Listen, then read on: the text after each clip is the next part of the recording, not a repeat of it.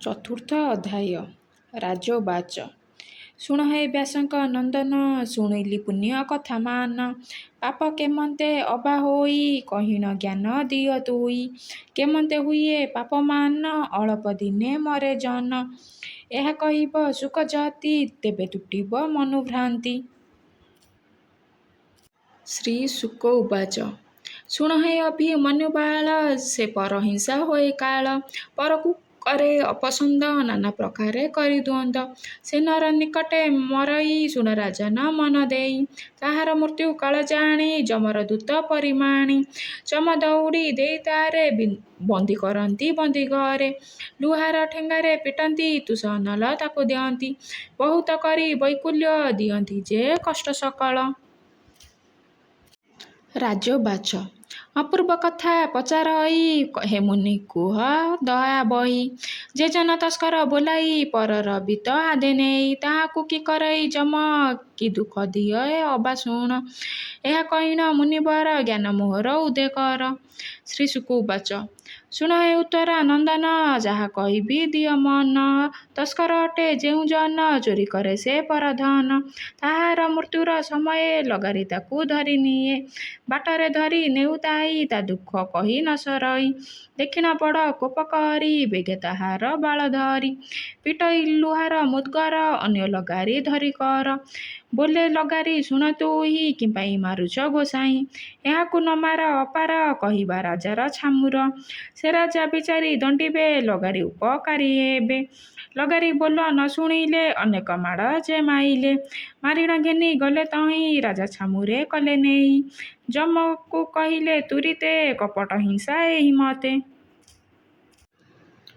କରେ ତସ୍କର କର୍ମ ଏହି, ବଡ଼ ପାପିଷ୍ଠ ଏ ଅଟଇ।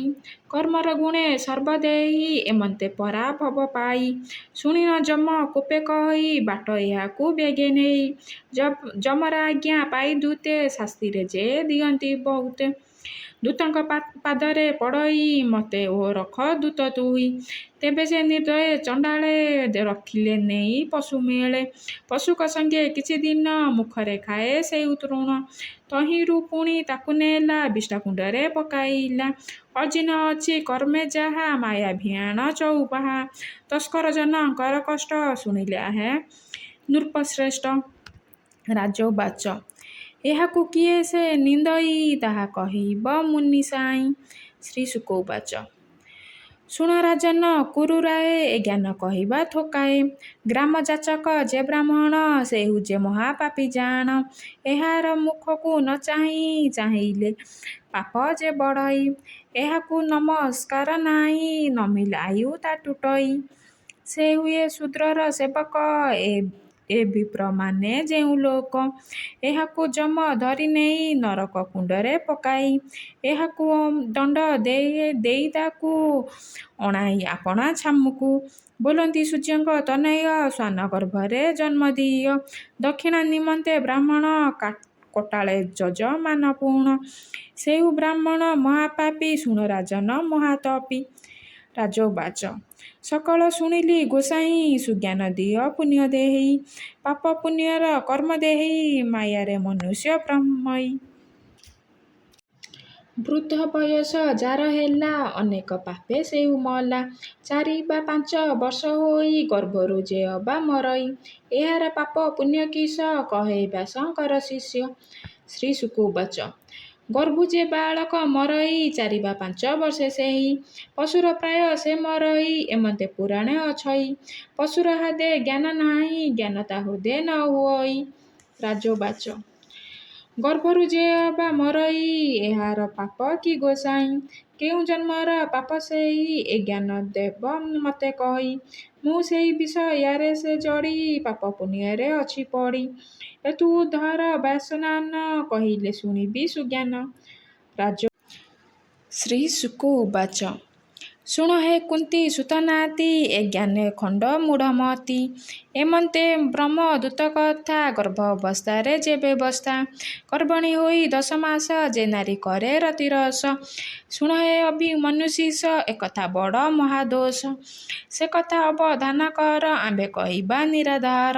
ସେ ବ୍ରହ୍ମ ହତ୍ୟା ବଡ଼ ଦୋଷ, ଶୁଣ ହେ ଅଭିମନ୍ୟୁ ଶିଷ୍ୟ। ଯେ ଜନ ଏଡ଼େ କୃତ୍ୟ କରି ଯମ ତହିଁରେ ଅଧିକାରୀ। ତାହାର ମୃତ୍ୟୁ କାଳ ଜାଣି ଦୂତକୁ ପଠିଆଏ ପୁଣି। ଦୂତ ଗମନ ବେଗେ କରେ ବାନ୍ଧିଣ ଧରି ନେଇ ମାରେ। କରତେ କରିବେନି ଫାଳ ତାହା ଦେହେ ଢାଳି ତପ୍ତ ତୈଳ। ଯମ ବୋଲଇ କୋପ ହୋଇ ଗର୍ଭପ୍ରାନ୍ତରେ ଜନ୍ମ ତୁହି। ଏମତେ କୋପେ ତାକୁ ଯମ ଗର୍ଭପ୍ରାନ୍ତରେ ଦିଏ ଜନ୍ମ। ରାଜୋବାଚ ଭୂମୁନି କରିବା ସଦଏ ତୁମର ଆଜ୍ଞା ଯେବେ ହୋଏ। କଥାଏ କର୍ଣ୍ଣେ ଶୁଣିବହିଁ ଜ୍ଞାନ ଉଦୟ କର କହି। ମଲେ କି ଜନ୍ମ ସେଇ ପାଇ ମନୁଷ୍ୟ ଜନ୍ମ ପ୍ରାୟ ହୋଇ। ଏହା କହିବ ମୁନିବର ଜ୍ଞାନ ଯେ ହୋଇବ ମୋହର। ଶ୍ରୀ ଶୁକ ଉବାଚ ଶୁଣ ପରୀକ୍ଷ ନରନାଥ ମନୁଷ୍ୟ ଜନ୍ମ ଜ୍ଞାନ ତତ୍ତ୍ୱ। ମଲେ ମନୁଷ୍ୟ ଜନ୍ମ ହୋଇ ଯେ ଯାହାର ଚିହ୍ନ ଥାଇ।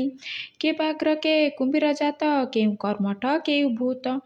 କେ ନାନା ଯୋନି ଭ୍ରମୁ ଥାଇ କେ ସର୍ପ କେ ବାନର ହୋଇ। ବହୁ ନିକୃଷ୍ଟ ଜୀବମାନ କେ ମେଣ୍ଢା ହୁଅଇ ଜନମ। କର୍ମ ବାସନା ରଜ୍ଜୁ ହୋଇ ଜୀବନେ କର୍ମ ଭୁଞ୍ଜୁଥାଇ। ଯେ ଜନ ପୁଣ୍ୟ କରିଥାଇ କବିତ୍ୱ ପଣେ ଜନ୍ମ ହୋଇ। ମହାପାପିଷ୍ଠ ଯେଉଁ ଜନ ସେ ହୁଅଇ ଏତେ ଜନ୍ମ। ପାପୀ ହୁଅଇ ପଶୁ ଜନ୍ମ ଶୁଣିଲ ପରୀକ୍ଷ ରାଜନ। ରାଜୋବାଚ ସଂସାରେ ନିନ୍ଦା ଯେ ଯାହାର ଏବେ କହିବା ମୁନିବର। ଜନ୍ମର ଭାବ ଶୁଣିଲହିଁ ଜ୍ଞାନ ହୋଇଲା ମୋର ଦେହି। କି ପାପେ ଜନ୍ମ ସେ ହୁଅଇ ଏହା ଯେ କହିବ ଗୋସାଇଁ। ଏମନ୍ତେ ସେ ବିଷ୍ଣୁ ପୁରାଣ ପାପ ପୁଣ୍ୟର କର୍ମ ଜାଣ। ଏହି ପୁରାଣ ଯେ ଶୁଣଇ ସକଳ ଧର୍ମ ସେ ଲଭଇ। ପୁରାଣ କରି ଗୀତ ରସ କହଇ ପ୍ରହ୍ଲାଦ ଦାସ। ସାଧୁଜନ ଯେ ସେବିବ ପୁରାଣ ବାଞ୍ଛା କରୁଥିବ। ଇତି ଶ୍ରୀ ବିଷ୍ଣୁ ପୁରାଣେ ଶୁକ ପରୀକ୍ଷିତ ସମ୍ବାଦେ ଜନ୍ମ ମୃତ୍ୟୁ ବର୍ଣ୍ଣନେ ନାମ ଚତୁର୍ଥ ଅଧ୍ୟାୟ।